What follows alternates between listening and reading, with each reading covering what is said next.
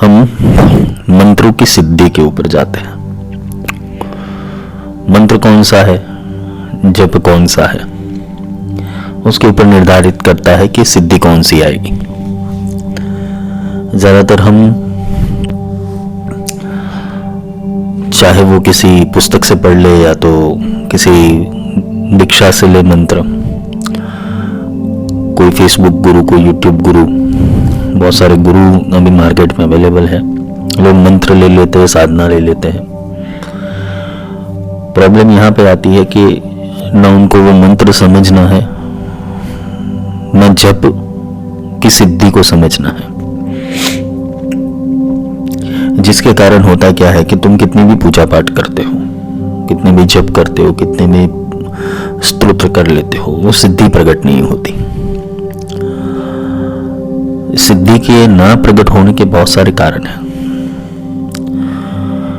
पहला कारण तो बेसिक तो यही है कि तुम किसी भी एनर्जी के पास, चाहे वो महाविद्या में हो या देवताओं की एनर्जी हो, अप्सराओं की हो, गंधर्व की हो, किन्नर की हो, नाग की हो, भूत की हो, प्रेत की हो, पिशाच की हो, सबसे बड़ा प्रॉब्लम यहां पर ही आ जाता है कि तुम पहले खुद को नहीं समझे हो। खुद की इच्छा क्या है वो नहीं समझे हो। तुम जाते हो किसी भी मंत्र के जो विशेष रहस्य बताए जाते हैं, या तो उससे क्या लाभ होगा, किसकी प्राप्ति होगी, तुम उसको पकड़ के वो मंत्र को सिद्ध करना शुरू कर देते हो या वो विद्या के पीछे लग जाते हो। कोई कहता है कि भाई हाईएस्ट फॉर्म जो विद्याओं का होता है वो श्री विद्या होती है, दशमा विद्या होती है। लोग बिना अपना कुल जाने, अपने भीतर के तत्व को जाने, अपने भीतर की कौन सी एनर्जी है उसको शार्प किए बिना लोग कूद पड़ते हैं सिद्धियों के मार्ग के अंदर। जिससे होता क्या है कि तुम जिस एनर्जी को बुलाते हो वो आ तो जाती है, लेकिन तुम उसको समझ नहीं पाते, वो तुम्हें समझ नहीं पाती, जिसके कारणवश होता क्या है कि जीवन में इनबैलेंस ज्यादा हो जाता है। तुम्हें जिस एनर्जी की जरूरत है उस एनर्जी को ही प्रकट करो। तुम्हें जिस चीज की कमी है उस चीज के लिए ही मांगो। तुम बगलामुखी में जाओगे या तो दशमा विद्या की कोई भी विद्या के अंदर जाओगे, एक महाविद्या के अंदर बहुत सारे बृहद प्रकार होते, बहुत बृहद प्रकार के तंत्र होते। तंत्र अलग है, मंत्र अलग है, यंत्र अलग है, हर एक मंत्र की ऊर्जा अलग है। एक मंत्र से सब कुछ हो सकता है, लेकिन वो मंत्र तभी जाके सिद्ध होता है जब तुमने वर्षों तक वो मंत्र की सिद्धि को गुरु नियम अनुसार उसे साध्य किया हो। वरना होता क्या है कि तुम एक चैप्टर में से दूसरे चैप्टर में घुसोगे, दूसरे से तीसरे में घुसोगे, लेकिन प्रॉब्लम ये होगा कि तुम सिद्ध नहीं बन पाओगे। मंत्र सिद्ध ही है, तुम्हें सिद्ध बनना है। ये वाक्य याद रखना, मंत्र तो सिद्ध ही है, भगवान शिव के मुख से निकले हुए। कुछ किलन लगाया हुआ है, वो किलन भी मंत्रों के ऊपर कोई किलन नहीं किया गया। ये सर्वथा भ्रामक बात है कि मंत्र किलित है। मंत्र कभी किलित नहीं है, मनुष्य खुद किलित है, मनुष्य की खुद की ऊर्जा किलित है। और उस ऊर्जा को खोलने के लिए अलग अलग विद्याओं के अलग अलग पोर्टल बनाए गए, पासवर्ड बनाए गए। वो पासवर्ड से वो विद्या खुलती है। अब तुम एक ही विद्या को ले लो, चाहे वो काली ले लो, श्री विद्या ले लो, भुवनेश्वरी ले लो, मातंगी ले लो, कोई भी विद्या ले लो, तुम उसका पूरा क्रम नहीं जानते हो, या तो कोई पूरा क्रम तुम्हें प्रकाशित नहीं करता, या तो किसी ने पुस्तकवश तुम्हें दे दिया है। किसी ने पुस्तक में पढ़ के तुम्हें कोई क्रम बना के तुम्हें दे दिया, तुम्हें लगा कि भाई ये क्रम अच्छा है। मेन बात यह है कि तुम सीखते जाते हो, डालते जाते हो। तुम्हें पता नहीं है कि वो विद्या से क्या प्रकट होने वाला है। जो सिखाने वाला है उसने तुम्हारे भीतर ऐसा प्रोग्रामिंग कर दिया है कि भाई ये विद्या सीखने से ये फायदे होंगे। तुम फायदों के अनुसार वो मंत्र सिद्धि में जाते हो। कारणवश होता क्या है कि सिद्धियां उसके लिए नहीं बनी है। पहली बात तो यही है, सिद्धियां कोई दुख दर्द दूर नहीं करती। तुम्हारा जो कर्म है तुम्हें भुगतना ही पड़ेगा। सिद्धियां तुम्हें मदद करती है, रास्ता दिखा सकती है। सिद्धियों से ऐसा नहीं कि कल जाके तुम्हारे पास करोड़ रुपए आ जाए, ये फालतू की बात है। Don't waste your time. सिद्धियां तुम्हें मार्गदर्शन दे सकती है। सिद्धि का अर्थ अगर अंग्रेजी में समझने जाओ तो स्किल्स होती है, और स्किल्स को डेवलप करनी है। मैंने खड़गमाला के अंदर सब समझाया हुआ है, जो सिद्धि चक्र है पूरा, श्री चक्र, वो समझाया हुआ है गहराई से, उसको भी एक बार रिफर कर लेना। मंत्र सिद्धि, मंत्र एक प्रोग्राम है, और वो प्रोग्राम के अनुसार अगर तुम्हारी ऊर्जा वो पूर्ण रूप से वो मंत्र में डाइवर्ट हो जाती है, मंत्र के फोकस में आ जाती है, मंत्र एक्सेलरेशन में आता है। बात आती है कनेक्शन की।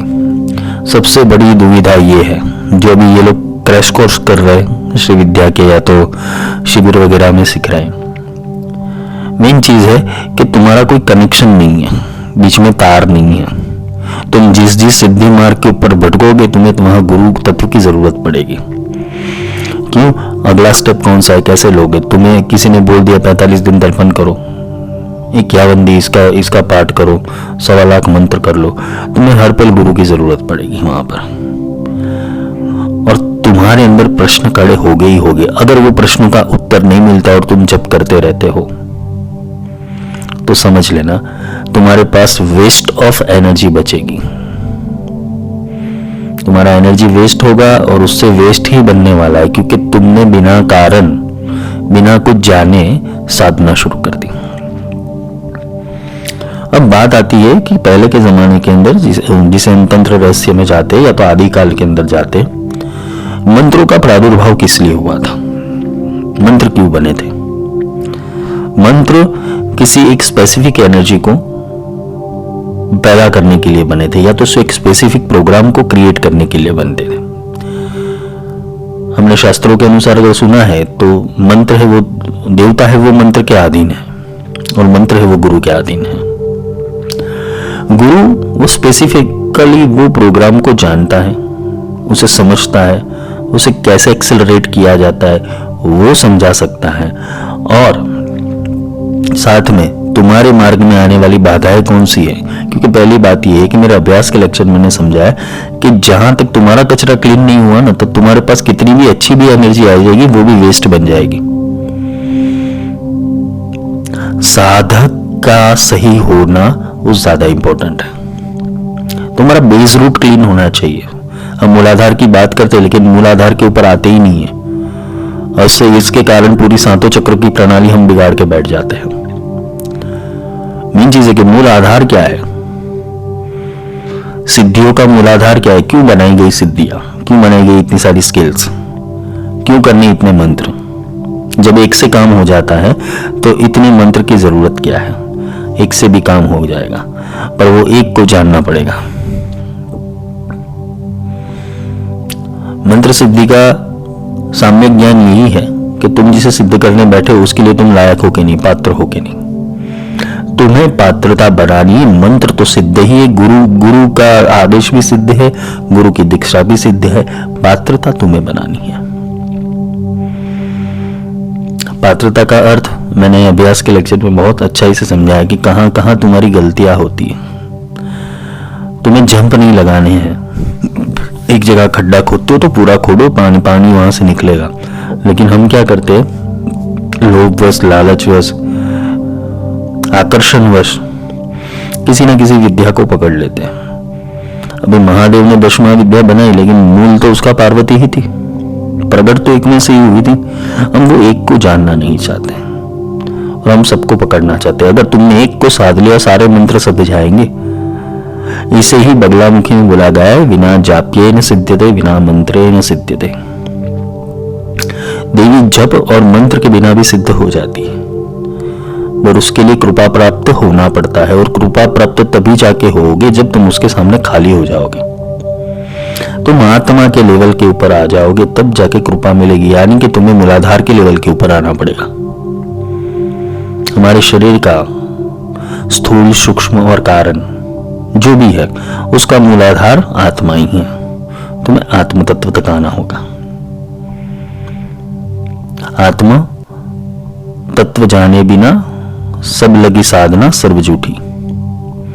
जितनी भी सारी साधना है सारी झूठी है जब तक आत्मा को प्राप्त नहीं किया। अलग अलग कर्मकांड, प्रकांड, मंत्र, तंत्र, यंत्र, ये सब करने से कोई लाभ होने वाला नहीं है। तुम सिर्फ एक ज्योमेट्री के अंदर फंस जाओगे, एक क्रिया और कर्मकांड के अंदर फंस जाओगे। इतने तर्पण करने, आज सुबह उठना है, 10 बजे उठ गए, 10 बजे उठने के बाद तुमने रेगुलरली टाइम टू टाइम तर्पण चालू किया, जप चालू किया, सब चालू कर दिया। फिर क्या किया? फिर पूरे दिन तुमने ना वो मंत्र के बारे में सोचा, ना जप के बारे में सोचा, ना तुम्हारे ध्यान के बारे में सोचा। तुमने क्या किया? वो मंत्र का तुमने 1 घंटा दे दिया, 1 घंटे में वो तुम्हारा फिनिश हो गया। फिर तुम अपनी रूटीन में आ जाते हो। सिद्ध होना उसे कहते हैं। या तो सिद्धि तभी जाके आती है कि जब तुम उसके अंदर डूब जाओ। बिना जाप्ये न सिद्ध्यते, बिना मंत्रे न सिद्ध्यते। तुम्हारे मन के ऊपर किसी की लगाम होनी जरूरी है। इसे वल्गा कहते हैं। बगला वो अपभ्रंश है, उसका मूल नाम वल्गा है, वल्गामुखी। वल्गा, वल्गहनम। तुम्हारे मन के ऊपर तुम्हारा पूरा कंट्रोल होना चाहिए।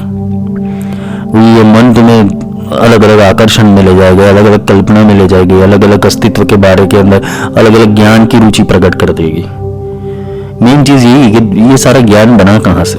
तुम जितने शास्त्रों को पढ़ते हो, जितने पुस्तकों को पढ़ते हो, तंत्र शास्त्रों को पढ़ते हो, आगम निगम को पढ़ते हो, इवन दो शिव पार्वती ही संवाद क्यों ना हो, पर ये कभी सोचा कि इतने सारे शास्त्र बने कैसे, इतने सारे मंत्र बने कैसे, इतने सारे रहस्य बने कैसे? उसका उद्गम स्थान तो मेन एक ही है, तो उसको ही क्यों ना पकड़े? हम उद्गम की ओर जाना नहीं चाहते, हम शाखाओं की ओर जाना चाहते हैं। यही भगवान ने बोला है कि ऊर्ध्वं मूलम् अधः शाखा। हम मूल की ओर नहीं बढ़ रहे, हम शाखाओं की ओर बढ़ रहे हैं। शाखा से मूल में प्रवेश करना रास्ता उल्टा है, पर लोग क्या करते हैं? शाखा को पकड़ के बैठ जाते हैं। कुछ ना होगा तो पहले दुर्गा की उपासना कर ली, फिर दुर्गा की उपासना करते करते कुछ फल नहीं मिला तो गणेश जी की उपासना में आए, गणेश जी की उपासना से फल नहीं मिला तो हनुमान जी की उपासना में, कोई भैरव की उपासना में चला गया, तो कोई अंत में प्रेतियों की उपासना में चला गया, कोई अप्सरा को साधने बैठ गया। ये सारे डाइवर्जन है और कुछ नहीं है। तुम्हें आना है एक के ऊपर। एक साधे सब सदे, सब सदे सब जाए। एक को साध लो, और एक साधने के लिए तुम्हारे भीतर तुम्हारा आत्मा बैठा ही हुआ है। तुम उसको पूछो, आखिर तुम अपने आप से क्या चाहते हो? सब खाली करो पहले। तुम्हें फिल्टर करना पड़ेगा अपने भीतर, अगर किसी सिद्धि की प्रक्रिया के अंदर तुम्हें जाना है तो। सिद्धि की 2 अवस्था है, एक सिद्धि है परासिद्धि और एक सिद्धि अपरासिद्धि। अपरासिद्धि यहाँ की जो भी जंजाल है, अनिमा सिद्धि, लधिमा सिद्धि, महिमा सिद्धि, प्राकाम्य सिद्धि, ये अपरासिद्धियां है सब। परासिद्धि जैसे महाविद्या को कोई काम ऐसा नहीं है। महाविद्या इस दुनिया के अंदर क्यों पड़े? पहली बात तो यही है कि वो भोग और मोक्ष प्रदायी नहीं, वो मोक्ष प्रदायी नहीं, और भोग भी वही देगी कि अपनी कोटि का भोग देगी ना। वो हम महाविद्या से सूक्ष्म कोटि का भोग मांगते, वो तो तुम्हें बोलते ना, किसी मंदिर की मन्नत मांग लोगे, किसी मजार की मन्नत मांग लोगे, तुम वहां जाके पूरी कर सकते हो। उसमें महाविद्या की चैनल में आने की कोई जरूरत नहीं है। अगर तुम्हारा काम सूक्ष्म है, तुम बोलते हैं ना कि तुम्हारे पास नजदीक के अंदर कोई कॉर्पोरेट बैंक है, तुम उससे लोन ले सकते हो। तुम फिर डायरेक्ट जाते हो आरबीआई के अंदर और बोलते हो कि मुझे घर होम हाउस लोन चाहिए, वो कैसे? पॉसिबल ही नहीं है। ऐसा ही महाविद्याओं के साथ होता है। तुम महाविद्याओं को बहुत सूक्ष्म समझ के बैठे हो, जैसे कि तुम करने बैठ गए सिद्ध हो गई, ऐसा नहीं है। पहली बात तो तुम्हारा रास्ता है, तुम्हारा गुरु, तुम्हारा मार्गदर्शक कैसा है, इसके ऊपर तुम्हारी सिद्धि चलती है।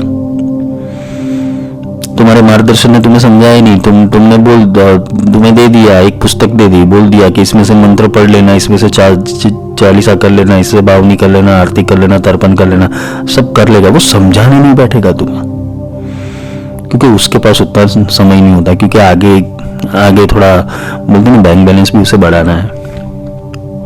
तुम्हें समझाने नहीं बैठेगा। वो इसलिए नहीं समझाता कि उसको खुद को नहीं पता है। वो भी ऐसे ही पुस्तक लेके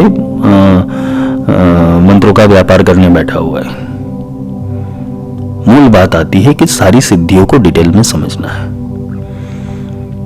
तुम कोई भी विद्या ले लो, उसे समझ, उसको पहले तत्व भाव से समझो।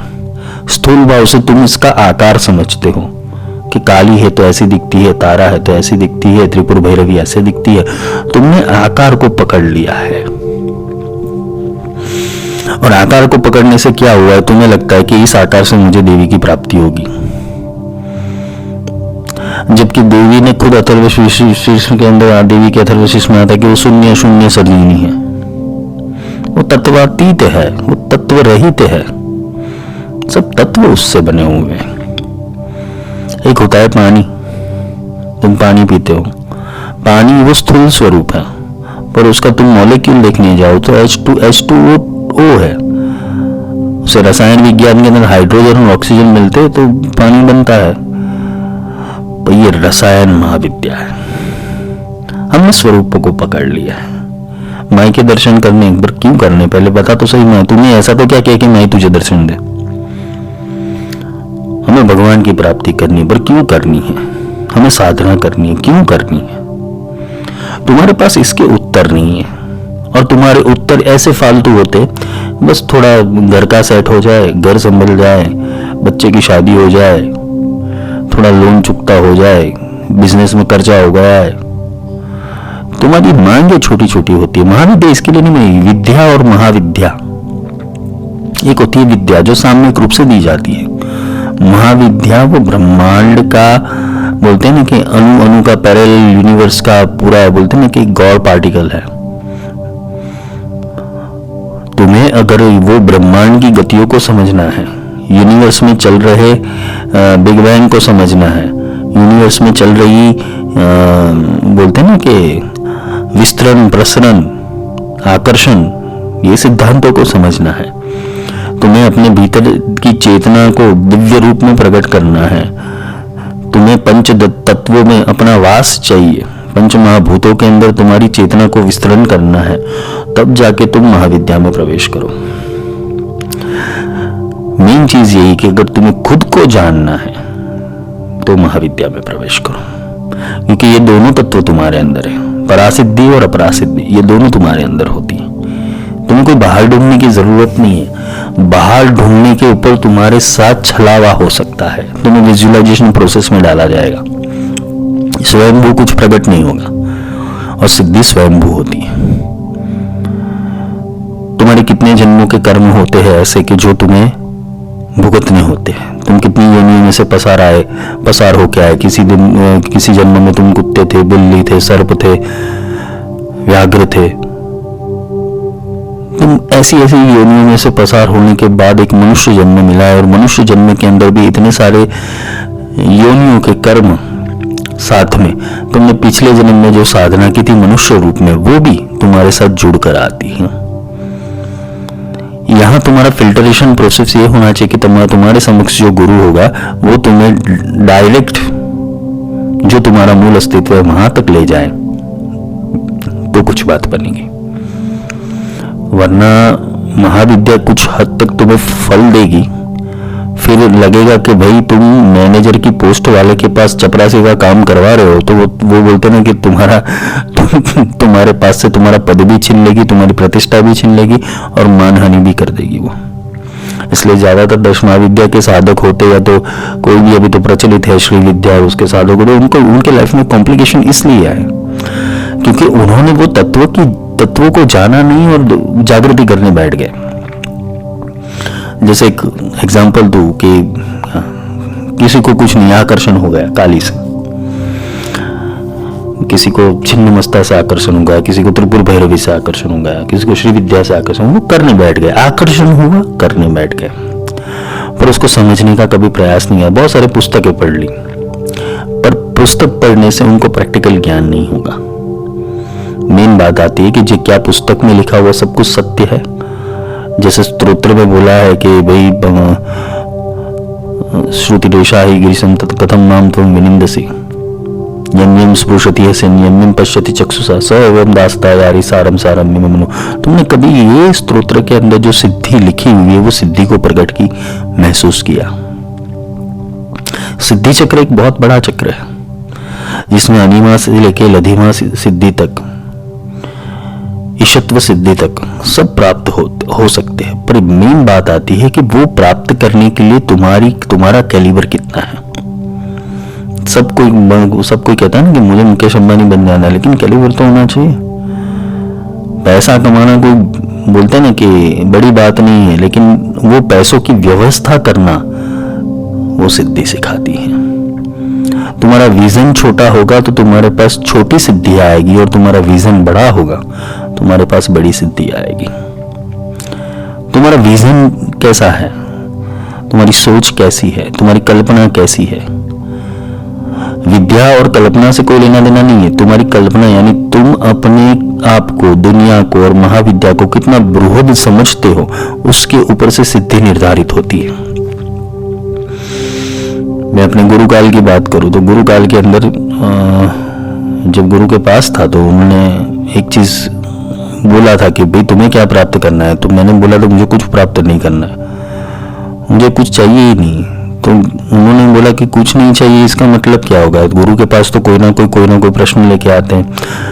तो मेरा तो उस टाइम पे आध्यात्मिक प्रश्न भी मेरे पास इतने सारे नहीं थे, क्योंकि मुझे कुछ जानना ही नहीं था।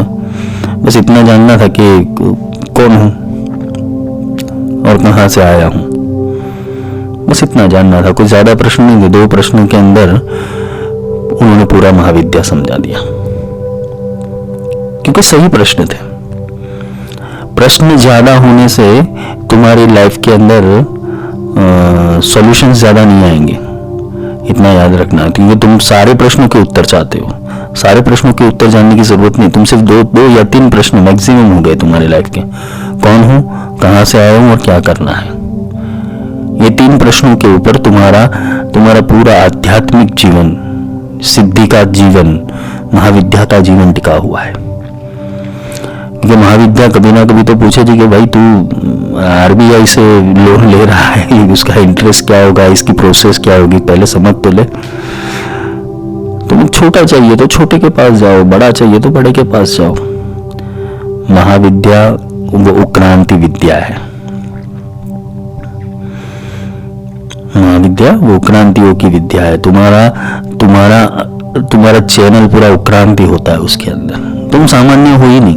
जितने भी साधक है किसी न किसी मार्ग के अंदर, चाहे वो श्री विद्या के मार्ग के अंदर हो या दशमा विद्या के मार्ग के अंदर हो, चाहे वो किसी देवी देवता की पूजा कर रहे हो, तुम कोई सामान्य नहीं हो। तुम सब असामान्य ही हो। तुम्हारी असामान्यता तुमने खो दी है। तुम्हारी असामान्यता तुमने खो दी, और वो असामान्यता इसलिए खो दी कि तुमने अपने आप को पशु जैसा बना दिया है। क्योंकि तुम लोगों ने भी, जैसे ये पृथ्वीलोक है, पृथ्वीलोक के अंदर मैट्रिक्स ऐसा फैला हुआ है, एक मायाजाल ऐसा फैला हुआ है कि लोगों ने तुम्हें ट्रीट भी ऐसे ह्यूमन ही किया हुआ है। एज ए पशु, एक प्राणी कैसे होता है वैसे ही तुम ट्रीट करते हो।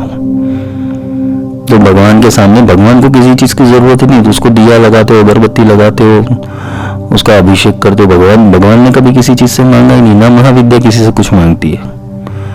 महाविद्या तो ये बोलेगी मुझे समझने बैठ, मुझे समझेगा तो प्राप्त करेगा ना। हम इमोशंस को नहीं पकड़ते, हम किसको पकड़ना चाहते हैं? स्थूल रूप को पकड़ना चाहते हैं। हम स्थूल में अटके हुए, क्योंकि हम अपने आप को स्थूल समझ बैठे, हम शरीर समझ बैठे। जब तुम आत्मा के ऊपर जाओगे तुम्हारे लिए सारे दरवाजे खुल जाएंगे। सूक्ष्म भी खुल जाएगा, कारण भी खुल जाएगा, महाकारण भी खुल जाएगा और विराट भी खुल जाएगा। स्थूल के ऊपर अटके हो तुम। यही मूलाधार है, यही पृथ्वी तत्व है और यही स्थूलता है। जड़ता जिसे कहते हैं, अंधविश्वास। तुम सिद्ध ही हो। और मेन चीज क्या है कि तुम्हारे ऊपर पाप, पुण्य, कर्म, अकर्म ये सब डाला गया है। तुम्हें एक अंधाधुंध दौड़ाया जाता है। तुम्हें ये दोष नट रहा है, तुम्हें ये दोष नट रहा है, तुम्हें पितृ नट रहे, तुम्हें गुरु दोष नट रहा है, तुम्हें वास्तु दोष नट रहा है, तुम्हें प्रेत दोष नट रहा है, तुम्हें ये दोष है, वो दोष। तुम्हारे सबकॉन्शियस माइंड की पहले से बैंड बजाई हुई है लोगों ने। क्योंकि तुम सॉल्यूशंस के प्रति नहीं गए। तुमने सॉल्यूशन किससे मांगा? भगवान से, महाविद्या से। और तुम महाविद्या के पास ऐसे सॉल्यूशन मांगते हो कि तू कर दे, ये मुझसे हैंडल नहीं होगा, मैं नहीं कर पाऊंगा, तू कर दे। महाविद्या भी बोलेगी ना, मैं करूंगा काम, मैं करूंगी कहां से, मैं आऊंगी तेरे अंदर आके तेरा सॉल्यूशन करूंगी पहले, फिर जाके तू दुनिया में सॉल्यूशन करना। तुझे बनाया किस लिए है? अगर मुझे ही सब कुछ करना था तो मैंने तो ऑलरेडी करके ही रखा है। प्रॉब्लम तुझे है दुनिया से, प्रॉब्लम तुझे है अपने जीवन से, तेरी समस्या तेरी है, उसमें मैं क्या कर सकती? तो महाविद्या तो स्पष्ट बोलेगी। हाँ, पर अगर तुमने उसे मैत्री का प्रस्ताव रखा, तुमने उसे प्रेम का प्रस्ताव रखा, तो तुमने उसे समर्पण का प्रस्ताव रखा, महाविद्या तुम्हें कुछ भी नहीं करने देगी, सब अपने आप करेगी वो। पर वो कैसे संभव है? वो संभवता कैसे है? तुम्हें वो देखने की दृष्टि मिलनी चाहिए। दृष्टि कहां से आएगी? बिनु सत्संग विवेक ना होई, गुरु कृपा बिन सुलभ ना होई। तुम्हारे जीवन में सत्संग की कमी है, उस सत्संग की कमी है जिससे सत्य प्रकट होता है। ज्ञान तो लोग 1000 लोग बांटते, लेकिन तुम्हारे आत्मा को छुए वैसा ज्ञान मिलना बहुत मुश्किल है। तो बात आती है कि स्थूल सूक्ष्म कारण महाकारण विराट। तो महाविद्या स्थूल रूप में आके भी काम करेगी, पर वो तभी जाके करेगी जब तुम्हारा उससे अद्वैत संबंध हो। अद्वैतता का अर्थ होता है कि तुम उसके साथ जी रहे हो, उसको फील कर पा रहे हो, उसके इमोशंस को फील कर पा रहे हो। देवी के इमोशंस को कभी फील किए नहीं और तुम देवी की भक्ति कर रहे हो। देवता के इमोशन को समझे, देवता की भक्ति कर रहे हो, तुम्हारा होगा क्या? एक है सतोगुणी इंसान, और वो सतोगुणी इंसान को किसी ने बोल दिया तेरे घर के अंदर वो भूत प्रेत मंडरा रहे, तुझे स्मशान में जाके साधना करनी पड़ेगी, और स्मशान में जाके वो शक्तियों को प्रकट कर लेगा। शक्तियों को प्रकट करने वाली शक्ति बोलेगी अब मैं क्या करूं, क्योंकि तेरी ऊर्जा और मेरी ऊर्जा मैच नहीं हो रही है। कोई तमोगुणी वाला था, उसे रजस प्रधान आ गया, वो था काली कुल का और घुस गया श्री कुल के अंदर, और श्री विद्या कर रहा है, तो श्री विद्या उसको सफल ही नहीं होगी क्योंकि उसका तत्व प्रधान नहीं है। मेन चीज है कि तुम्हारे अंदर सत्व रज तमस की 3 जड़ें हैं।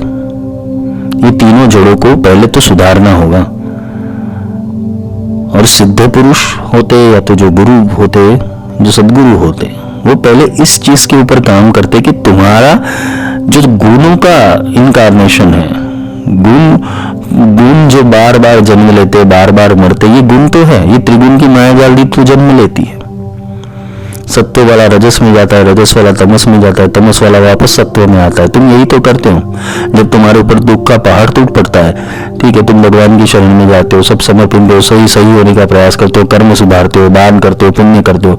जैसे ही कुछ फल मिल गया, वापस तुम अहंकार के अंदर, वापस तमस गुण चढ़ गया, वापस तुम्हें गिराया जाएगा, क्योंकि यही कार्य होता है काल चक्र का। पहले तो सिद्धि, मंत्र सिद्धि के लिए पहले तो स्थिरता की जरूरत है। पहले ज्ञान लो। 1-1.5 साल कोई मंत्र करने की जरूरत ही नहीं है। जब तक बोलते कि गुरु के मुख से मंत्र नहीं मिलता है, तब तक तुम्हें कोई मंत्र की जरूरत नहीं। पहले जो भी सीखना है उसका आध्यात्मिक अभ्यास करो पहले। जिससे क्या होगा कि तुम्हारी फील्ड क्लियर होगी, तुम्हारे थॉट प्रोसेस क्लियर होगा, तुम अच्छा सोचने के ऊपर तैयार रहोगे। जैसे काफी लोग बगलामुखी ले लेते हैं। बगलामुखी लेने के बाद क्या होता है, बगलामुखी ज्यादातर शत्रु संहार के लिए जानी जाती है। शास्त्रों में भी ऐसा निर्मित है कि भी शत्रुओं के ऊपर मारण, मोहन, उच्चाटन, विद्वेषण, वशीकरण करना हो तो तुम बगलामुखी की उपासना करो। पर बगलामुखी की उपासना कर, पहली बात तो ये कि बगलामुखी की उपासना ऐसे ही अगर कर दी तो वो बोलते ना कि काफी लोगों को बहुत बैड एक्सपीरियंस है कि ये एनर्जी हमें सूट नहीं करती। वो सूट इसलिए नहीं कर रही कि तुम कहीं ना कहीं गलत हो। वो एनर्जी तभी जाके सूट होगी कि जब तुम सत्य के साथ चलोगे, तुम्हारे पास सत्संग होगा, तुम्हारे पास गुरु होगा, तुम्हारे पास गुरु का ज्ञान होगा, तब जाके ये विद्या बिना जाप्ये न सिद्ध्यते, बिना मंत्रे न सिद्ध्यते। इसको जप करने की भी जरूरत नहीं, ना मंत्र करने की जरूरत है। यहाँ सिर्फ और सिर्फ समर्पण और कृपा से ही सब संभव है।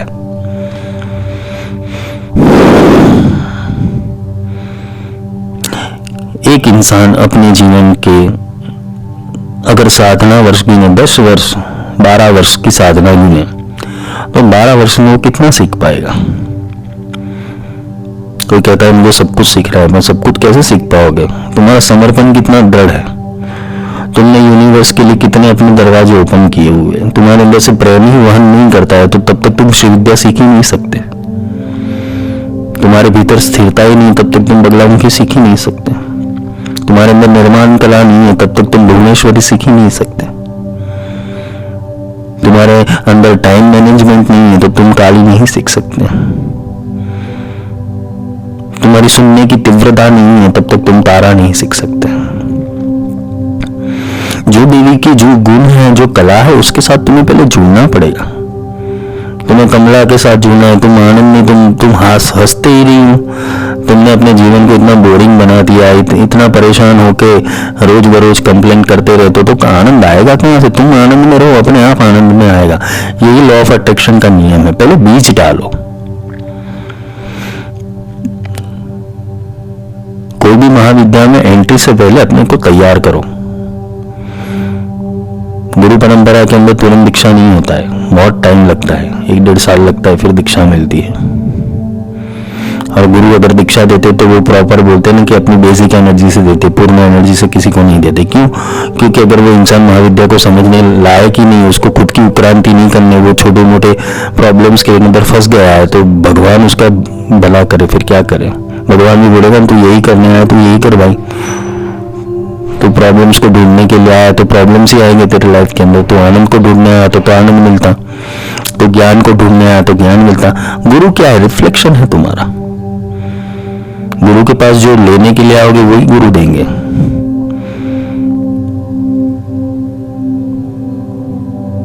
भगवान ने गीता में कहा है कि हे अर्जुन, जिज्ञासु मेरा हृदय है। जिज्ञासु यानी कि जिसको जिज्ञासा है खुद को जानने की, परमात्मा को जान के, वो मेरा हृदय है।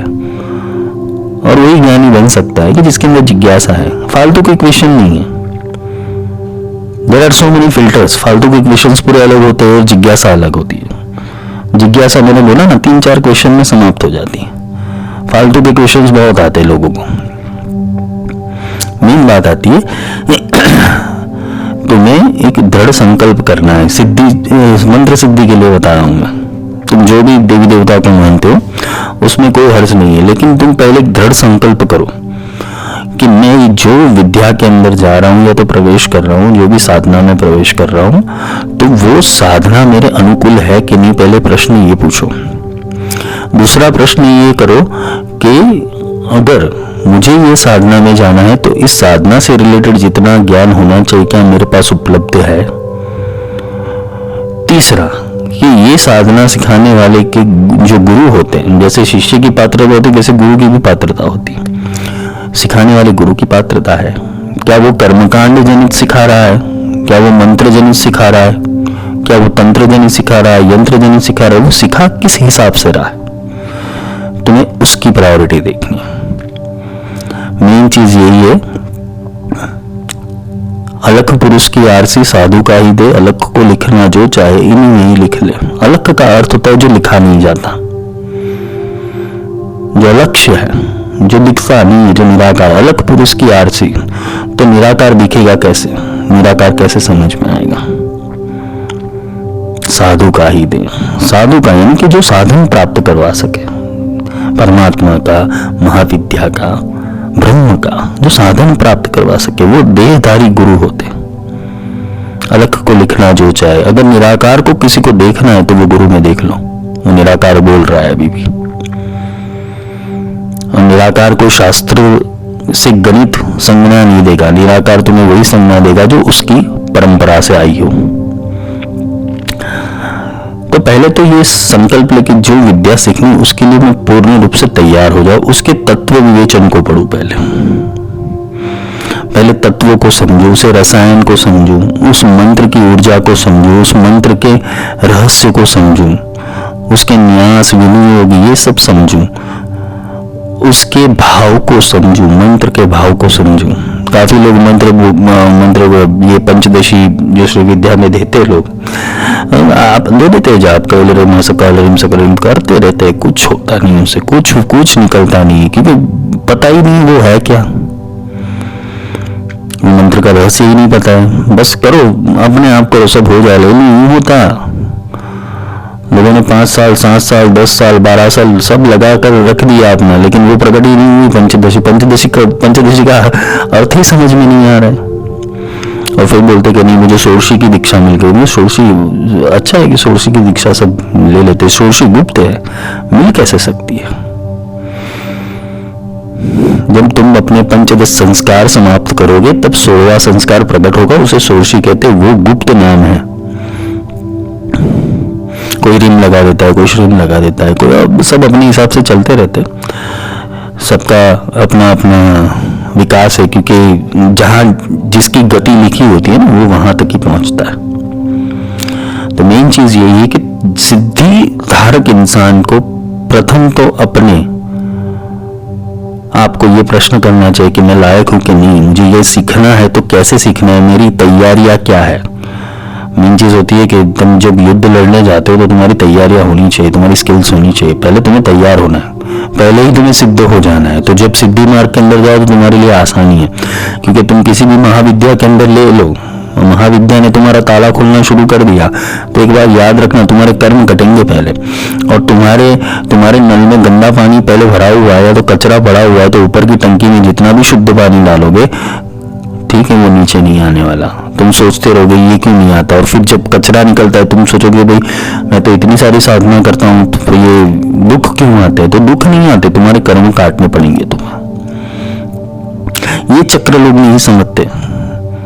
तुम गणपति साधना कर लो, महागणपति कर लो, श्यामला कर लो, वाराही कर लो, मातंगी कर लो, पहली बात ये याद रखना कि कोई भी देवी देवता तुम्हारे कर्म कटे बिना तुम्हें फल नहीं देते। तुम्हें जो अपने कर्म काटनी है वो काटनी है। मनुष्य जन्म लिया है, मनुष्य जन्म की जितनी भी अवधियां है, जितने भी रूल्स रेगुलेशन है, वो तुम्हें भुगतने ही पड़ेंगे। तुम उससे छूट नहीं सकते हो। तुम एक ही प्रकार छूट सकते हो, तुम्हें अकर्ता होना पड़ेगा। और गुरु जिस आत्म दृष्टि की बात करते हैं, गुरु जिस आत्म तत्व की बात करते हैं, वो आत्म तत्व के अंदर खुद को रमाना पड़ेगा, खुद को जगाना पड़ेगा वो आत्म तत्व में। अगर तुम्हारे आत्म तत्व में तुमने जागना शुरू कर दिया, तुमने सत्य अर्थ के अंदर इस नश्वर देह की मूल्यता को समझ लिया कि ये सिर्फ और सिर्फ मुझे यंत्र मिला हुआ है, भगवान की कृपा से मुझे ये यंत्र मिला हुआ है, उसका सदुपयोग मुझे करना है। जब तुम्हारे दिमाग में ये बातें घुस जाएगी, मुझे किसी चीज के लिए रोना नहीं है, भगवान सब जानता है, महाविद्या सब जानती है। पहले तो खुद को प्रॉमिस करना पड़ेगा कि मैं सब चीजों के लिए तैयार हूं, बिकॉज इट्स बोलते ना कि 10 महाविद्या वो एडवेंचर गेम है पूरी। कब क्या हो जाए किसी को कुछ पता नहीं है। क्यों? क्योंकि ये 10 महाविद्या काल से शुरू होती है, महाकाल से। शिव है, शिव ने प्रकट की हुई है। तो एडवेंचर राइड लेनी हो तो ही इस मार्ग में आना, वरना तुम जो भी कर रहे हो भक्ति और प्रेम से करो, फिर साधना करने मत जाना। क्योंकि साधना मार्ग, क्योंकि तुम किसी को साधने जाते हो, 2 मार्ग है ना, एक प्रेम मार्ग, एक भक्ति मार्ग है, और एक तीसरा मार्ग है साधना मार्ग। साधना का अर्थ कि तुम साधना यानी कि उस तक पहुंचना चाहते हो, और पहुंचने के उपरांत उसको अपने पास रखना चाहते हो। सिद्धि का अर्थ ये होता है कि उसको अपने पास रखना, वो सिद्ध हो जाए तुम्हें, तुम जब चाहो उसका प्रयोग कर सकोगे। वो विद्या का सिद्धि उसे ही कहते हैं। 3 मार्ग है, प्रेम भक्ति समर्पण वाला मार्ग अलग हो गया, और ये मंत्र साधना मार्ग वाला अलग हो गया, और तीसरा एक मार्ग है गुरु समर्पण, जहां तुम्हें सिर्फ और सिर्फ समर्पण कर देना है, बाकी का गुरु देख लेंगे, तुम्हें जो विद्या देनी है वो दे देंगे, अपने आप चला लेंगे। मैं अपने जीवन की बात करूं, बहुत कम समय था, गुरु कृपा से सब मिला, गुरु कृपा से सब समझ में आ गया, कुछ ढूंढने की जरूरत नहीं मिली, सब अपने आप चलता है।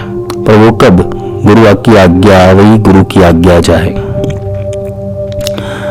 तुम्हें गुरु की आज्ञा से आना पड़ेगा, गुरु की आज्ञा से जाना पड़ेगा। गुरु वचन में दृढ़ विश्वास जो रखता है या गुरु नियमों में जो चलता है उसको कभी भी काल हानि नहीं पहुंचा सकता।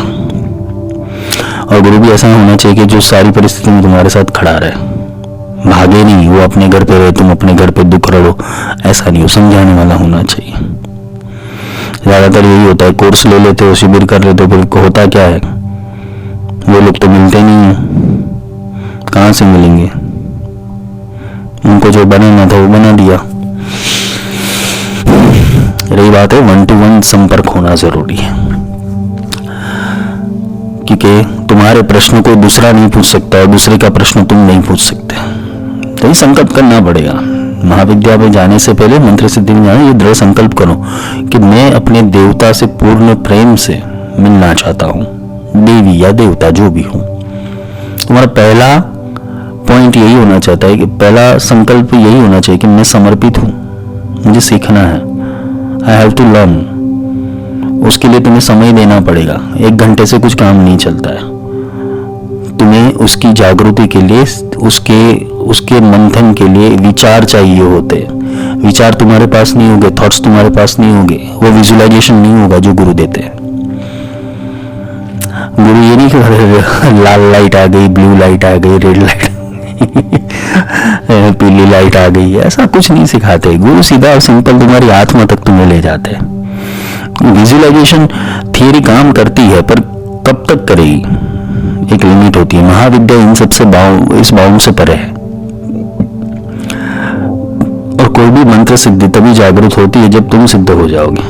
तुमने अपने पूर्णता से अपना समर्पण किया हुआ, पूर्णता से भक्ति की हुई, पूर्णता से प्रेम किया हुआ है, पूर्णता से लगे हुए हो, तो समझ लेना वो प्रकट हो जाएगी। कोई भी मंत्र है, वो मंत्र का जो प्रोग्राम है पहले वो समझो, वो मंत्र किस लिए करना है वो समझो। अगर तुम धन के लिए कर रहे हो तो पहले ही ये स्टेट ऑफ माइंड लगा दो कि तुम्हारे जैसा करोड़पति इंसान कोई नहीं है। तुम्हारी सोच निर्भर करती है कि तुम कहां जाओगे।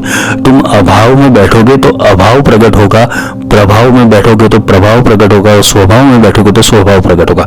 तुम जिस मनोस्थिति के अंदर मंत्र में बैठोगे वही ऊर्जा रिसाइकल होकर तुम्हें वापस मिलेगी। और जिसने प्रेम कर दिया, समर्पण कर दिया, उसे मंत्र की भी जरूरत नहीं है। भगवती ऐसे भी कार्य करती है, भगवती को प्रेम से लेना देना है, महाविद्या को प्रेम से लेना, लेकिन वो प्रेम वो उसी को ही वापस प्रेम करती है, पहले परीक्षा लेती है बहुत। तो तुम क्या तैयार हो उसकी परीक्षा में पास होने के लिए, क्योंकि वो पेपर हार्ड निकालती है, फिर सिचुएशंस ऐसी डालेगी कि तुम उसका नाम स्मरण भी छोड़ दो, तुम उसका जप छोड़ दो, तुम उसका आसन छोड़ दो, तुम अपनी सिद्धि छोड़ दो, तुम मंत्र करना भूल जाओ, वो परीक्षाएं लेती है। पर जिसने बोला ना कि दृढ़ कर राख विश्वास, जिसने अपना विश्वास दृढ़ करके रखा है तो वो अपने लक्ष्य तक पहुंच जाएगा अवश्य से। तो पहला ये कि तुम कौन से मंत्र का चैंटिंग कर रहे हो, मंत्र का प्रोग्राम समझो। जैसे गायत्री मंत्र से धन पैदा नहीं होगा, वो आध्यात्मिक ऊर्जा है, वो उसका मैंने पूरा लेक्चर समझाया हुआ है, महामृत्युंजय का पूरा समझाया हुआ है। तो जिसकी जो ऊर्जा है वो ऊर्जा में सेट होना सीखो। जब गायत्री मंत्र वो आध्यात्मिक यानी है कि भर्गो देवस्य धीमहि, तो मुझे वो देवताओं वाली धी दे। धी का अर्थ है बुद्धि, मुझे देवताओं की बुद्धि तक जाना है, देवताओं वाली बुद्धि से आगे बढ़ना है, जिससे ये पूरा ब्रह्मांड निर्माण हुआ है, जो साइकिल निर्माण हुआ है, मुझे वो जानना है, वो पहचानना है, उसकी सिद्धि मुझे दे। पहले तो जो भी मंत्र करते हो उसके प्रोग्राम को समझो, प्रोग्राम के साथ वो मंत्र के तात्विक रहस्य को समझो, बीज मंत्रों को समझो। बीज मंत्र को समझने के बाद ठीक है तुम उसका जप करो, और जप भी इतने ही करो कि जितनी जरूरत है। 1.25 लाख जप से सिद्धि हो जाती है ऐसा कुछ भी नहीं है। तुम 40 लाख कर लो, 50 लाख जप कर लो, सिद्धि नहीं मिलने वाली। जब तक तुम्हारा माइंडसेट सिद्ध नहीं है तब तक तुम्हारे से सारी सिद्धियां दूर है। तुम लक्ष्मी के पास जाते हो, कमले कमलालय प्रसिद्ध प्रसिद्ध ओम महालक्ष्मी नमः, तुमने मंत्र कर दिया, तुमने जप कर लिया, इसके 1.25 लाख मंत्र कर लिए, फिर भी लक्ष्मी ने कृपा नहीं की। वो इसलिए नहीं की कि तुम्हारा माइंडसेट क्लियर नहीं है, तुम खुद को अमीर समझते ही नहीं हो। अमीर समझने के लिए ऐसा नहीं कि तुम्हारे पास पैसा होना चाहिए। भगवान ने इतना सुंदर शरीर दिया है, 2 आंख दी है, 2 कान दिए है, जिह्वा दी है, पैर दिए, हाथ दिए हैं, तुम्हें सब कुछ दिया हुआ है, फिर भी तुम रोते हो। गीताकार ने तो यहां से एक कट आउट मार लिया था कि कर्मण्येवाधिकारस्ते मा फलेषु कदाचन, तू फल की आशा रखी मत, कर्म कर, कर्म तुम्हारे हाथ में है। और कर्म अगर बेहतरीन है तो उसका फल भी बेहतरीन मिलेगा। If you are going for the result, do your best. तुम अपना बेस्ट देना शुरू करो। तुम जो भी कर रहे हो उसके अंदर स्थूल सूक्ष्म कारण, जागृत अजागृत और स्वप्न, तीनों अवस्था में वो तुम्हारा प्रोग्राम रन करना चाहिए। तुम्हारा माइंडसेट इतना पावरफुल हो जाना चाहिए कि वो मंत्र की सिद्धि तुमसे आकर्षित हो जाए और तुम्हें मिल जाए। जैसे बगलामुखी की सिद्धि करने जाते हैं, लेकिन लोग इतने विचार लेके बैठते तो बगलामुखी विचार किया तू पहले स्थिर हो जा। बगलामुखी यही बोलती तू पहले स्थिर हो जा, फिर मैं तेरे को मिलती हूं। तुम प्रत्यंगिरा कवच पर उसके अंदर पहले ही बोला यस्य स्मरण मात्र न पवनोपि स्थिरायते। स्मरण मात्र से पवन स्थिर हो जाता है। बगलामुखी के स्मरण मात्र से पवन स्थिर हो जाता है। पर इसका मतलब कौन समझाएगा? इसका दूसरा मतलब ये तो यस्य स्मरण मात्र न पवनोपि स्थिरायते, यानी कि तुम कुंभक करके बैठो। कुंभक करो, सांस को अनुलोम विलोम करो और फिर सांस को रोको, पवन को स्थिर करो।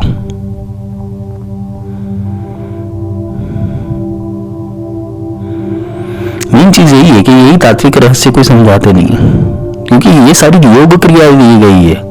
यहाँ नाड़ी शोधन दिया गया है। जैसे बोलते कि भाई श्री सूक्त में, श्री सूक्त पूरा आध्यात्मिक तंत्र पूरा अलग है उसका, बाहर का बोलते ना स्थूल रूप से अलग है, कारण रूप से अलग है, सूक्ष्म रूप से अलग है, महाकारण रूप से अलग है। ये चारों कारण को समझना पड़ेगा। वो मध्यमा वैखरी परापश्यंती, ये चारों वाणी से तुम एक स्तोत्र को समझोगे तब जाके दिमाग में उतरेगा। उसे ही गायत्री ने बोला है दियो यो न प्रचोदयात, देवताओं वाली बुद्धि दे। तो अगर कोई सिद्ध गुरु ने तुम्हारे ऊपर कृपा कर दी और तुम्हें वो बुद्धि प्रदान कर दी, तुम्हारा बेड़ा कल्याण हो जाएगा। क्यों? क्योंकि वो गुरु होते हैं ना, गुरु दृष्टिकोण देते हैं। गुरु का कार्य दृष्टिकोण देना, गुरु का कार्य दूसरा नहीं, गुरु का कार्य अपने शिष्य को दृष्टिकोण देना। ऐसे सोचने बन, ऐसा सोचना शुरू कर। जहां तुम्हारी बुद्धि नहीं चलती है वहां गुरु की बुद्धि से चलो। गुरु जो तुम्हें सिखाता है, इसे ही गुरु की सीख कहते हैं, इसे ही सिख कहते हैं। जो गुरु की सिख से चला है वो सिख है। वो धर्म या संप्रदाय नहीं, सिख। गुरु ने जो सीख दिया उस सीख के ऊपर चलो। तो पहला तुम्हारा क्या होना चाहिए? तुम्हें अपनी विद्या के बारे में, अपने मंत्र के बारे में, अपने प्रोग्राम के बारे में सब कुछ पता होना चाहिए। दूसरा बात है तुम्हें खुद के बारे में पता होना चाहिए। तुम कौन हो और तुम्हारे पास क्या एनर्जी है। तुम आत्मा की एनर्जी के साथ बैठते हो या मन की एनर्जी के साथ बैठते हो, वो तुम्हें पहले देखना पड़ेगा। क्योंकि अगर माला तो कर में फिरे, जीभ फिरे, मुख माई मनुआ तो चहुदिश फिरे, ये तो सुमिरन नहीं, वो सुमिरन नहीं है। मन चारों ओर घूम रहा है तो वो सुमिरन नहीं। सुमिरन का अर्थ है कि तुम एक जगह के ऊपर निरंतर उसी ध्यान के अंदर, अचिंत्य ध्यान के अंदर, शून्य के ध्यान के अंदर, गुरु ने दिया हुआ शब्द के ध्यान के अंदर, मंत्र के ध्यान के अंदर तुम बैठ गए और उसके अलावा तुम्हारे अंदर कोई दूसरा विचार प्रकट नहीं होता, तो समझ लेना कि जल्दी ही तुम वो सिद्धि को प्राप्त होने वाले हो। और सिद्धि जैसे जैसे पैदा होगी वैसे वैसे वो तुम्हारे आगे के रास्ते क्लियर करेगी। सिद्धि तुम्हें स्टेप बाय स्टेप ले जाएगी। सिद्धि प्रकट होने से तुम रातों रात करोड़पति या रातों रात विद्वान नहीं हो जाने वाले। तुम्हें एक प्रोसेस में ले जाएगी, एक समाधि अवस्था में ले जाएगी। तुम्हारा दृष्टिकोण बदलेगी सिद्धि। जो तुम्हें अभी तक नहीं देखा था उस पर प्रकाश डालेगी। तुम्हें बहिर्मुखी से अंतर्मुखी करेगी। वो सिद्धि का अर्थ ही यही होता है कि तुम आंतरिक हो जाओ। पहले अनिमा सिद्धि अगर ग्रहण करनी है, पहले आंतरिक हो जाओ। पहली सिद्धि अनिमा सिद्धि है। तो अनिमा सिद्धि के लिए तुम्हें आंतरिक होना पड़ेगा, अंतर्याग में जाना पड़ेगा। तुम क्या हो, तुम कौन हो और तुम क्यों हो, ये प्रश्नों के उत्तर चाहिए होंगे तुम्हें। फिर मंत्र को अपने ब्रह्म रूप में ले जाकर, अब ये अगर समझ में आया तो समझना, वरना जो मेरे काफी साधक है जो नजदीक के, वो समझ जाएंगे ये भाषा को। पर जो नहीं समझता उसके लिए थोड़ा एक विजुअलाइजेशन प्रोसेस समझा रहा हूँ। विजुअलाइजेशन भी नहीं बोलते, एक इसकी व्याख्या कर रहा हूँ। अपने ब्रह्म भाव में जाकर तुम उस मंत्र को एक बार प्रकट कर लो, वो सिद्ध हो जाएगा। ये सिद्ध कुंजिका दे रहा हूं। अभी ब्रह्म भाव क्या है वो समझने के लिए जितने लेक्चर है वो सुन लेना। ब्रह्म भाव में जाना पड़ेगा। तो ब्रह्म क्या है? तुम देहत्रयातीतो, तुम कालत्रयातीतो, तुम अवस्थात्रयातीतो, तुम मूलाधार स्थितोषि नित्यम। अयम आत्म ब्रह्म, आत्मा ब्रह्म है। अपने ब्रह्म भाव में स्थिर होना, यानी कि ना मेरा नाश हो सकता है ना मैं प्रकट हो सकता हूं, मैं आदि अनादिकाल से एक ही हूं। अपने भीतर, स्वयं के भीतर वो परमात्मा का प्रागट्य पहले करो, और परमात्मा के प्रागट्य के बाद परमात्मा कैसे चलेगा तुम अपने भीतर पूछना शुरू करो। ये अंतर्याग के कॉन्सेप्ट को समझो पहले। इट्स नॉट लाइक दैट कि तुमने अंतर को श्री चक्र का पूजन कर दिया, ये फालतू की बकवास है। अंदर मंत्र करने से क्या मिलने वाला है? अंदर के श्री चक्र को साधो। श्री चक्र है क्या, वही नहीं समझ में आ रहा है। इस श्री चक्र में से बाहर जाना है, वो मूल बिंदु में विलीन होना है। तो हम पूरे श्री चक्र को समझ नहीं जाते। मेरु का अर्थ होता है तुम्हारा मेरुदंड, और उसके ऊपर जो बने हुए जो चक्र है वो चक्र को मिलाकर मेरु चक्र बनता है, उसे श्री चक्र कहते हैं। ये गुप्त ज्ञान है, गुरु के पास मिलेगा। गुरु ये सारी बातें उन्हीं को बता सकते कि जो भाई ऐसे विचार रखते, जो उसे गुप्त मार्ग से जानना चाहते हैं। तो श्री चक्र तो तुम्हारे शरीर में है, लेकिन मोटिवेशन कहां से मिलेगा? मोटिवेशन लेने के लिए तुम्हें विचारों की जरूरत है। यहाँ कोई मंत्र या क्रिया या तर्पण या अभिषेकम ये सब करने की जरूरत है ही नहीं। वो सहज ही योग है। बस सहजता में वो बोलते हैं कि ब्रह्म को प्राप्त करना या ब्रह्म को मिल जाना, वो सीखना जरूरी है। तो एक एक चक्रों की सिद्धि करने जाओगे तो बहुत टाइम चला जाएगा। और पूर्णाभिषेक होना हो तो एक को समझ लो। जब तुम एक को समझ जाते हो तुम्हारा पूर्णाभिषेक ऐसे ही हो जाता है। कुछ क्रिया करने की जरूरत नहीं है। पूर्णाभिषेक का नियम यही है, तुम एक को समझ लो। तुम्हारे अंदर से स्पंदन निकलने चाहिए परमात्मा के। तुम्हारे अंदर से वो परमात्मा उद्गीतम करने वाला होना चाहिए। तुम्हारे अंदर से वो परमात्मा व्याख्यान करने वाला होना चाहिए। तुम्हारी वाणी के जिह्वाग्रम आदाय करने न देवी वामेन शत्रुम परपीड़यन्तीम। जो जिह्वा देवी के अलावा किसी भी अलग नाम का स्मरण करती है, वो जिह्वा किलन योग्य है।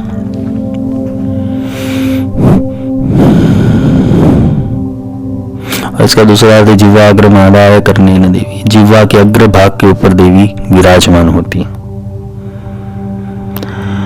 मेन चीज है कि जो भी ध्यान मंत्र दिए गए हैं, जो भी स्तोत्र दिए गए हैं, जो भी न्यास दिए गए हैं, जैसे कोई भी सिद्धि में जाते हो, कोई भी महाविद्या में जाते हो, या तो कोई देवी देवता के उसमें जाते हो, उसमें पहले ध्यान मंत्र आता है। वो ध्यान मंत्र को समझने की कोशिश करो। वो ध्यान मंत्र का अगर विज्ञान तुमने समझ लिया तो तुम बहुत कुछ समझ सकते हो। और फिर वो ध्यान मंत्र के भाव में, उसमें कौन सा भाव करना है, ये गुरु सिखाते हैं कि तुम इस भाव से ध्यान करना सीखो। यहाँ कोई कल्पना नहीं बोली, भाव बोला है। जैसे शांताकारम भुजगशयनम, पहले अपने आप को शांत आकार यानी तुम्हारा देह पार्थिव है, मर जाने वाला है, ये गया ही है, समझ लो। भगवती ने जितनी चेतना डाली है उतना हम सब चल रहे हैं, तो एक दिन ये शांत आकार ही होने वाला है। भुजगशयनम,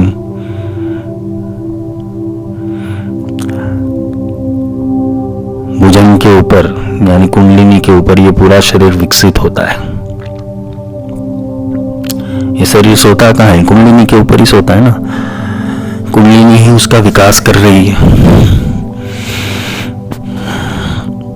तो ये जितने भी ध्यान मंत्र है उसके प्रोसेस से समझना जरूरी है। वो ध्यान का आध्यात्मिक प्रोसेस है पूरा। किसी कल्पना नहीं करनी कि कोई ऐसा शांत आकार वाला कोई पुरुष का बॉडी पड़ा हुआ है, उसके सर के ऊपर सर्प है,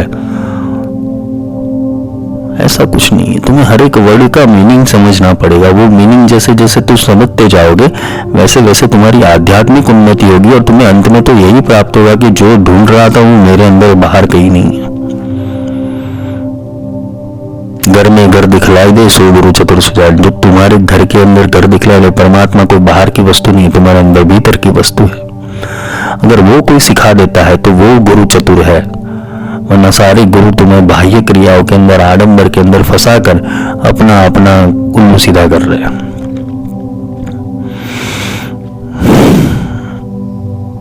इसलिए कहता हूं, मंत्र सिद्धि करनी है या तो मंत्र सिद्धि, बिना जाप्ये न सिद्ध्यते बिना मंत्रे न सिद्ध्यते। तो बिना जप और बिना मंत्र का जो भाव है वो भाव को सिद्ध करो। जब तुम भाव को सिद्ध कर लेते हो, अपने स्वभाव को सिद्ध कर लेते हो, तो अपने आप प्रभाव होता है। तो ये सीखना जरूरी है। तो कोई भी मंत्र करो, कोई भी चैंटिंग करो, कोई भी देवी देवता महाविद्या के अंदर जाओ, तो पहले यही बात का प्रोसेस समझना कि मेरे को ये क्यों करना है और इसका मैं कितना वैल्यू ऐड कर पाऊंगा, इससे क्या वैल्यू ऐड होगी मेरी लाइफ में। मुझे प्रॉब्लम्स का सॉल्यूशन करने के लिए इसके साथ बैठना है या इसके साथ संबंध स्थापित करना है। देखो, तुम ज्यादा प्रोफेशनल रहोगे ना, एक अच्छा तुम्हारा बोलते कि अगर ग्रुप बनाना है या तो समुदाय बनाना है, संप्रदाय बनाना है, या तो कुछ तुम्हें जीवन में ऐसा करना है कि जिससे लोगों के चहीते बनो, तुम्हें कीर्ति की प्राप्ति करनी है, यश की प्राप्ति करनी है, तुम्हें ऐसा लगता है कि तुम सब तुम्हें प्रेम करो, तो पहले कि तुम्हारा जो एटीट्यूड है वो एटीट्यूड छोड़ दो। तुम हर एक इंसान को ऐसे ही मिलो कि जैसे वो परमात्मा ही है। तुम उसके अंदर अच्छाइयाँ डालना शुरू कर दो, तुम अंदर प्रभाव डालना शुरू कर दो, भाव डालना शुरू कर दो। तुम किसी भी इंसान, किसी भी रिश्ते, या तो तुम्हारा फैमिली बिजनेस, तुम्हारा फैमिली है, तुम्हारा फ्रेंड सर्कल है, या फिर तुम्हारा जॉब का है, बिजनेस का है, जो भी सर्कल है, तुम्हारे आसपास का जो भी समाज है, उसके अंदर अच्छाइयाँ बांटना शुरू करो। परमात्मा किसके लिए क्या बेस्ट कर सकता है, तुम वो करना शुरू कर दो। तुमने अच्छाइयाँ डाल दी ना, तुम्हारे लिए शुरू हो जाएगा। मैंने लक्ष्मी के श्री सूक्त में भी समझाया है कि लक्ष्मी आएगी कैसे, धन आएगा कैसे, वो भी मैंने समझाया हुआ है। तुम छोटी बड़ी चीज भी अच्छी करना शुरू करो, और तुम किसी को कुछ नहीं कर सकते, प्रेम देना शुरू करो, आशीर्वाद देना शुरू करो, जो तुम्हारे से बन सकता है वो करो, लेकिन अच्छा करो। शुभ फल की प्राप्ति तुम देना शुरू करो, यूनिवर्स तुम्हारे हिसाब से यूटर्न मारेगा तुम्हारे लिए। ये संघर्ष थोड़ा लंबा है, ये संघर्ष थोड़ा लंबा है। शुरुआत के अंदर तकलीफ होगी, लेकिन जैसे जैसे तुम उस ऊर्जा से कनेक्ट होते जाओगे और तुम्हारे अंदर परमात्मा ने अगर आकार लेना शुरू कर दिया, तो समझ लेना आसपास के जितने भी तुम्हारे लोग हैं तुम्हें समर्पित रहेंगे, तुम्हें प्रेम करने वाले रहेंगे, तुम्हें चाहते रहेंगे, और तुम्हारा एक अस्तित्व बनता जाएगा। क्यों? तुमने कुछ डिफरेंट किया, मनुष्य की दुनिया में आके तुमने कुछ डिफरेंट किया, तो तुम्हारे लिए सब डिफरेंट होगा फिर। तो ये तो अगर ये जन्म लिया है तो भगवान बनने के लिए ही जन्म लिया है, तुम परमात्मा बनने के लिए ही नीचे अवतरित हुए हो। मनुष्य को अवतार बोला गया है, लेकिन वो अवतार शब्द की वैल्यू मनुष्य को नहीं है। तुम मरने के लिए पैदा नहीं हुए, तुम अनंत जीने के लिए पैदा हुए हो। तुम अनंत युगों तक इस यूनिवर्स का पोषण करने के लिए बने हो। लेकिन ये सारे जो शब्द है, ये सारी जो वाणी है, तुम्हें देगा कौन? मेन चीज ये तुम्हारे पास वो स्त्रोत्र उपलब्ध होना चाहिए, सूर्य जैसा, जो हमेशा चमकता रहे। तुम्हारे पास वो सूर्य ऊर्जा चाहिए, तुम्हारे आत्म स्त्रोत्र की ऊर्जा चाहिए। देखो तुम्हारे जीवन में परिवर्तन आता है कि नहीं आता है। छोटे से शुरुआत करो, मीठा सबसे बोलिए, यही वशीकरण मंत्र। कहाँ सिद्धि करने जाओगे? प्रेम से दो मीठी बातें कर लो, किसी का दुख समझ लो, अपने आप सब कुछ चला जाएगा। और मेन चीज है ना कि दुख समझने के अंदर प्रोफेशनल एटीट्यूड मत रखो, परमात्मा वाला रखो। तुमने परमात्मा वाला एटीट्यूड रखा, अपने आप सब चीजें चेंज हो जाएगी।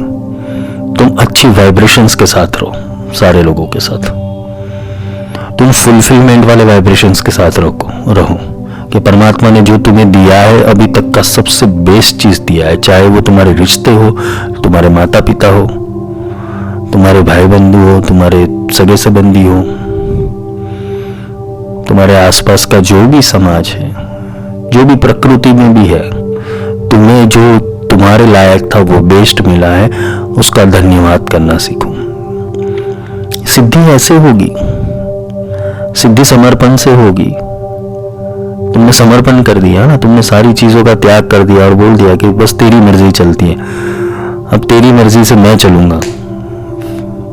तुमने उसकी मर्जी सुन ली और उसकी मर्जी से तुमने चलना शुरू कर दिया, फिर वो तुम्हारी मर्जी से चलेगा। एक दिन तो आएगा ना वो तुम्हारी मर्जी से चलेगा। Wait for this day.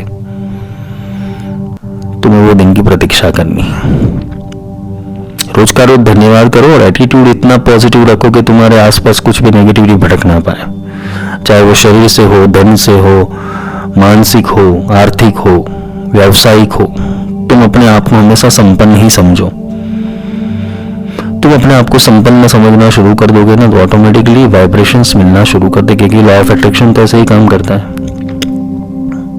ऊर्जा संपन्नमान व्यक्ति के पास ही जाती है। आज पैसे वाला है वो और पैसे वाला हो रहा है, और गरीब हो रहा है। उसका कारण ही है कि आकर्षण का सिद्धांत समझे नहीं हो। तुम्हारा gratitude toward the universe, gratitude towards your family, gratitude towards your friends, तुम्हारा ग्रेटिट्यूड हर जगह के ऊपर तुम दिखाओ। देखो फिर चमत्कार कैसे नहीं होता है। मंत्र की सिद्धि तभी प्रकट होगी, क्योंकि मंत्र एक प्रोग्राम है। तुमने एक शब्द दे दिया, जैसे ओम ऐं ह्रीं चामुंडाय विच्चे, तुमने एक मंत्र बोल दिया, शब्द दे दिया, गायत्री मंत्र बोल दिया, शब्द दे दिया। यूनिवर्स को उसके ऊपर काम तो करना पड़ेगा ना, पर वो काम करने के लिए तुम रेडी नहीं हो। तो तुम बोल रहे हो मंत्र ओम भर्गो देवस्य धीमहि धियो यो न प्रचोदयात्, गायत्री मंत्र बोल रहे हो, तुम काम ऐसे कर रहे हो कि नहीं मेरा तो धंधा होना चाहिए, तो भगवान भी कैसे संभाले। तुम आध्यात्मिकता की ओर जाओ तो गायत्री मंत्र भी तुम्हें सफल होगा। तुम अपनी शत्रुताओं को मारने के लिए जाओ, अपने भीतर की शत्रुताओं को समाप्त करने जाओ, देखो बदलामुखी हेल्प करेगी कि नहीं करेगी, 110% करेगी। तुम अपने शत्रु, अपने भीतर के शत्रु को मारने जाओगे, बगलामुखी अवश्य हेल्प करेगी। और तुम्हें समर्पण के वो स्टेज के ऊपर ले आएगी कि बोलते ना कि वहां कुछ मांगने की भी जरूरत है, तुमने सोचा ना वो हो गया, एक पल में देती है। इसे ही बोला है, इसीलिए ये स्तोत्र के अंदर, भगवती के ब्रह्मास्त्र विद्या स्तोत्र के अंदर आता है कि बिना जाप्य न सिद्ध्यते, बिना मंत्रे न सिद्ध्यते। मेन चीज है समर्पण। पहले शक्ति को समझो, शक्ति के फॉर्मेशन को समझो, शक्ति के डायमेंशन को समझो, और फिर समर्पण करो पूर्ण भाव से, और अपने आत्म तत्व में लीन होके करना। मन की अवस्था में लीन होके मत करना, क्योंकि मन की अवस्था में लीन हो गए तो सिद्धि जागृत नहीं होगी। आज के लिए इतना ही। जय माई की। नेक्स्ट भगवद गीता अपना कंटिन्यू रहेगा। ये नवरात्रि थी तो उसके ऊपर भगवती ने जो आदेश किया उस हिसाब से आज का व्याख्यान हुआ है। तो अगला हम गीता की ओर ही पढ़ेंगे। जय माई की।